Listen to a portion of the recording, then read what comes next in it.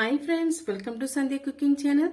இன்னைக்கு நம்ம சேனல் மூலமா ஒரு சூப்பரான ஸ்நாக்ஸ் ரெசிபி தாங்க நாம பார்க்க போறோம்.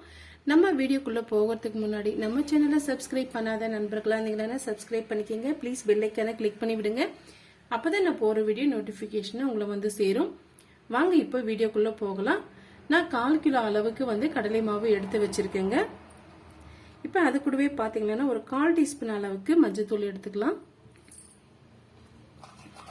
ஒரு 1/4 டீஸ்பூன் அளவுக்கு பெருங்காயத்தூள், தேவையான அளவு உப்பு சேர்த்துக்கலாங்க. ஒரு 1/4 டீஸ்பூன் அளவுக்கு உப்பு சேர்த்துக்கலாம்.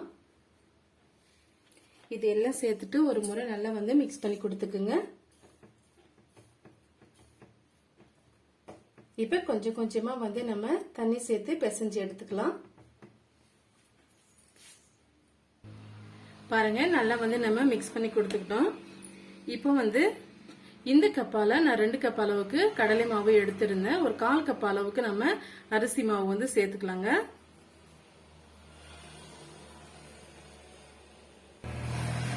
கால் கப் அளவுக்கு அரிசி மாவு சேர்த்துக்கலாம்.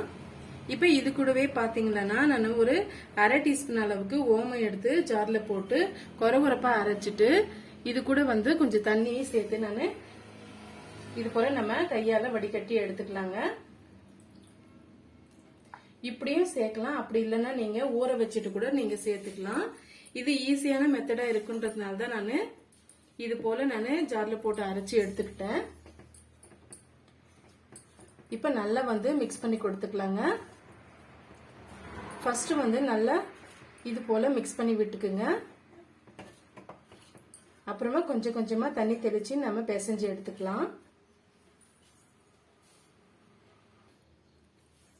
பாருங்க இந்த பக்குவத்துக்கு கொஞ்சம் இலகன மாதிரி தான் இருக்கணும். நம்ம அரிசி மாவு சேர்க்கறதுனால நம்மளால பிழிய முடியாம போயிடும். இந்த மாதிரி இருந்ததுன்னா ஈஸியாவே பிழிய வருங்க. கட்டிகள் இல்லாம நல்லா கை வச்சு இது போல கரைச்சி விட்டுக்குங்க. அதிகமாவும் தண்ணி சேர்த்துடக்கூடாது. இந்த அளவுக்கு இருந்தா கரெக்டா இருக்கும். இப்ப இது ஒரு ஓரமா இருக்கட்டும். இப்ப இந்த ஓமப்பொடியை நம்ம செய்யறதுக்காக எண்ணெயை சூடுபடுத்திக்கலாங்க. பாருங்க கடாய் ஒன்று வச்சுக்கிட்டு பொரிக்கிறதுக்காக தேவையான அளவுக்கு நான் எண்ணெய் சேர்த்துக்கிட்டேன்.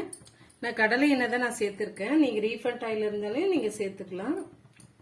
கடலை எண்ணெயில சேர்க்கும் போது ரொம்பவே டேஸ்டியா இருக்கும். பாருங்க இது போல முறுக்குழல் எடுத்துக்கிட்டேன். ஓமப்பொடி சேர்த்துக்காக இது போல சின்ன சின்ன அச்சு இருக்கிற பீஸ் நான் எடுத்துக்கிட்டேங்க. அதுல மாவு ஃபில் பண்ணிக்கிட்டேன். இப்ப பிழிஞ்சு விட்டுக்கலாம். எண்ணெயை சூடுபடுத்தும் போது ஹை ஃபிளேம்ல இருக்கட்டும். நம்ம பொரிக்கும் போது மீடியமான ஃபிளேம்ல வச்சுக்குங்க. இல்லைன்னா டக்குன்னு கருகி போயிடும். இப்ப எண்ணெய் நல்லா காஞ்சிடுச்சுங்க. இப்ப நம்ம பிழிஞ்சு விட்டுக்கலாம். இது போல கீழ் பக்கமா பார்த்து இது போல பிழிஞ்சு விட்டுக்குங்க.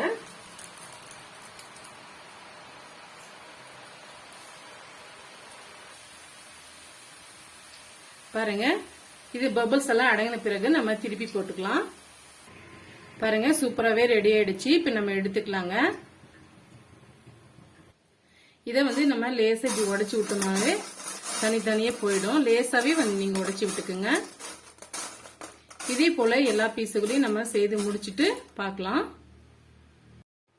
பாருங்க எல்லா ஓமம் பொடி நம்ம செய்து எடுத்துக்கிட்டோம். இது லேசா இது போல நீங்க பிரிச்சு விட்டுக்குங்க. இப்ப நம்ம காரா பூந்தி எப்படி செய்யுதுன்ட்டு நம்ம பார்க்கலாம். பாருங்க இப்ப காரா பூந்தி செய்யறதுக்காக நான் கடலை மாவு எடுத்துக்கிட்டேன். 1/4 கிலோ விட கொஞ்சம் அதிகமாவே எடுத்துக்கிட்டேங்க. இப்ப ஓமப்பொடியை விட காரா பூந்தி அதிகமா இருந்ததுன்னா சாப்பிடும் போது ரொம்பவே டேஸ்டியா இருக்கும். இப்ப இதுக்கு தேவையான அளவுக்கு நம்ம உப்பு சேர்த்துக்கலாம். ஒரு 1/4 டீஸ்பூன் அளவுக்கு பெருங்காயத்தூள், இந்த கப்பால 1 கப் அளவுக்கு நான் அரிசி மாவு சேர்த்துக்கிறேங்க. 3 கப் அளவுக்கு நான் கடலை மாவு சேர்த்துக்கிட்டேன். 1 கப் அளவுக்கு அரிசி மாவு சேர்த்துக்கிட்டேங்க. இப்ப இது நல்லா கொஞ்சம் கொஞ்சமா நம்ம தண்ணி சேர்த்து பூந்தி மாவு பதத்துக்கு நல்லா கரைச்சி எடுத்துக்கலாம். இப்ப கொஞ்சம் கொஞ்சமா தண்ணி சேர்த்துட்டு இது போல நம்ம கரைச்சி விட்டுக்கலாங்க. தோசை மாவு பதத்தை விட கொஞ்சம் லிக்விடா இருக்கணும்.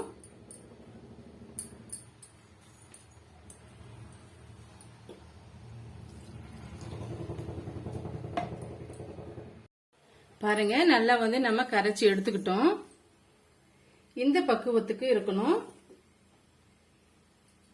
கட்டிகள் இல்லாம நல்லா வந்து கரைச்சி எடுத்துக்குங்க.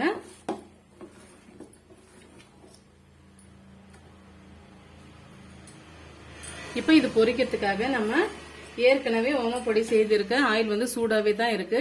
இப்ப நம்ம அதுல பொரிச்சு எடுத்துக்கலாம்.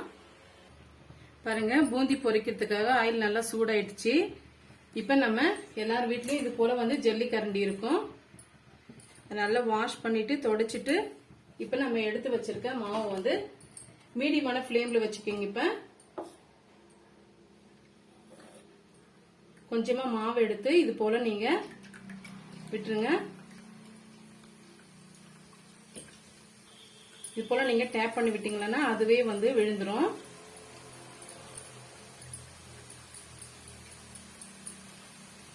அப்படி இல்ல இது போல நீங்க செய்து வந்து இது பண்ணீங்கன்னா சீக்கிரமாவும் கீழே விழுங்க.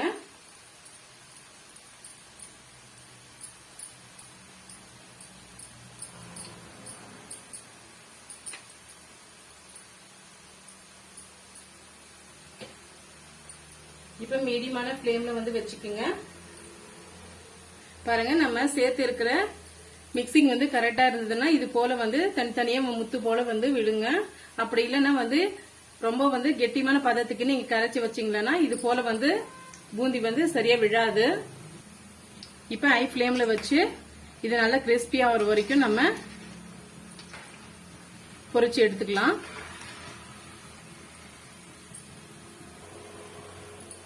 பாருங்க இடையிடையே வந்து நீங்க திருப்பி விட்டுக்குங்க. அப்பதான் வந்து எல்லா சைடும் ஒரே ஈவனா வந்து இது நல்லா வெந்து வரும்.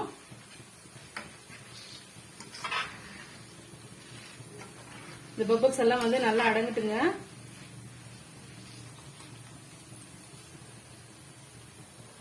இப்ப பூந்தி நல்லாவே பொரிஞ்சு வந்துடுச்சுங்க. இப்ப நம்ம எடுத்துடலாம்.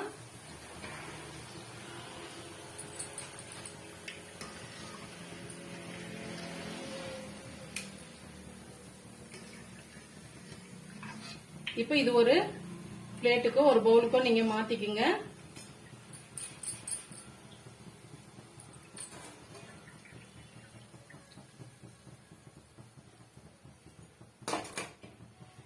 பாருங்க திரும்பவும் வந்து செய்யும் போது இந்த ஜல்லி கரண்டியை வந்து தொடச்சிட்டோ இல்ல வாஷ் பண்ணிட்டோ நீங்க திரும்ப வந்து பூந்தியை விட்டு எடுத்துக்குங்க. அப்படி இல்லைன்னா நீங்க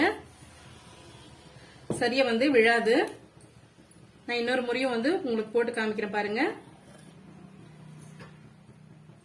தொடச்சிட்டு இது போல வந்து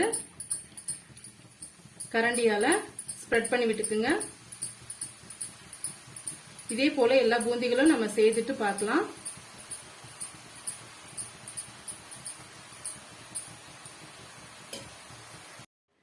பாருங்க எல்லா பூந்திகளையும் இது போல நம்ம பொரிச்சு எடுத்துக்கிட்டோம். இப்ப இதுக்கு மேல வந்து எக்ஸ்ட்ரா வந்து ஒரு கிறிஸ்பினஸ்க்காக ஒவ்வொரு பொருட்களையும் நம்ம சேர்க்க போறோங்க. அது என்னன்னு நம்ம பார்க்கலாம். ஆயில் நல்லா சூடா தான் இருக்குங்க. இப்ப வந்து ஒரு கப் அளவுக்கு அவல் வந்து நான் எடுத்து வச்சிருக்கேன். சேர்த்துக்கலாம். இது போல நீங்க சேர்த்துக்கோங்க. ஈஸியாவே நம்ம எடுத்துக்கலாம்.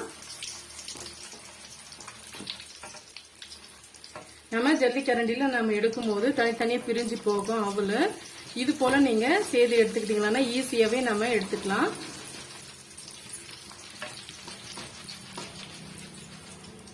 அதே கப்ல அரை கப் அளவுக்கு நம்ம வேர்க்கடலை சேர்த்துக்கலாம். வேர்க்கடலையும் இது போலவே நீங்க கரண்டிலேயே வச்சு நீங்க பொரிச்சு எடுத்துக்கோங்க. ஈஸியா இருக்கும். இப்ப அரை கப் அளவுக்கு பொட்டுக்கடலையும் வந்து சேர்த்துக்கலாம். உங்களுக்கு எவ்வளவு தேவையோ அந்த அளவுக்கு வந்து நீங்க சேர்த்துக்குங்க. இது போல வந்து இந்த மாதிரி ஜல்லிக்கரண்டில நீங்க எடுத்துக்கிட்டீங்கன்னா ரொம்பவே உங்களுக்கு ஈஸியா இருக்கும். இது ஏற்கனவே வறுத்த பொட்டுக்கடலை தாங்க. இது போல செய்யும்போது இன்னுமே வந்து கிறிஸ்பியா இருக்கும். இப்ப அதே கரண்டில ஒரு கைப்பிடி அளவுக்கு முந்திரி பருப்பும் சேர்த்துக்கலாங்க. நம்ம சேர்த்திருக்க பொருட்கள் எல்லாமே வந்து உங்களுக்கு எந்த அளவுக்கு வந்து ரொம்ப பிடிக்குமோ அந்த அளவுக்கு நீங்க சேர்த்துக்கலாம். ஒரு கோல்டன் கலர் வந்த உடனே நம்ம எடுத்துக்கலாங்க. பாருங்க இந்த அளவுக்கு வந்த உடனே நம்ம எடுத்துக்கலாம். இது கூடவே கொஞ்சமா வெள்ளை பூண்டு வந்து நச்சு வச்சிருக்கேங்க, அதையும் வந்து சேர்த்துக்கலாம்.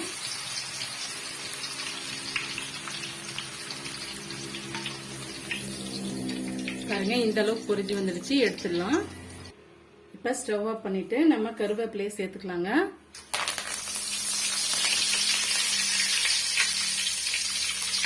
பாருங்க கருவேப்பிலை நல்லாவே கிறிஸ்பி ஆயிடுச்சு. இப்ப நம்ம தனியா எடுத்துடலாம். இத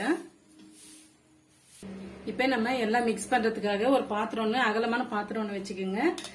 இப்ப நம்ம பொரிச்சு எடுத்த ஓம பொடி வந்து சேர்த்துக்கலாம். நம்ம ஏற்கனவே இதை வந்து உதிர்த்து தான் விட்டுருக்கோம், திரும்ப வந்து உதிர்க்க வேண்டிய அவசியம் இல்லை.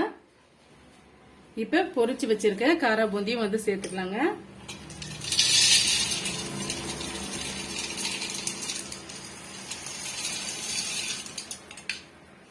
இப்ப பொரிச்சு வச்சிருக்க வேர்க்கடலை, பொட்டுக்கடலை, அவல் எல்லாம் வந்து சேர்த்து இதோட நம்ம மிக்ஸ் பண்ணிடலாம். இப்ப இதுக்கு மேல வந்து தேவையான அளவுக்கு நம்ம உப்பு சேர்த்துக்கலாங்க. ஏற்கனவே நம்ம உப்பு சேர்த்திருக்கோம், நீங்க பார்த்துட்டு சேர்த்துக்குங்க. தேவையான அளவுக்கு நம்ம தனி மிளகாய் தூள் சேர்த்துக்கலாம். நான் வந்து 2 டீஸ்பூன் அளவுக்கு சேர்த்துக்கிறேன். சேர்த்துட்டு நல்லா வந்து மிக்ஸ் பண்ணி விட்டுக்கோங்க.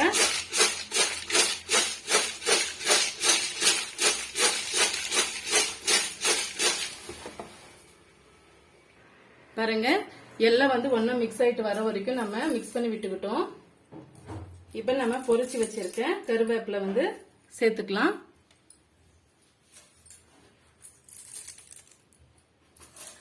சூப்பரான கிறிஸ்பியான காரா பூந்தி வந்து ரெடி ஆயிடுச்சு.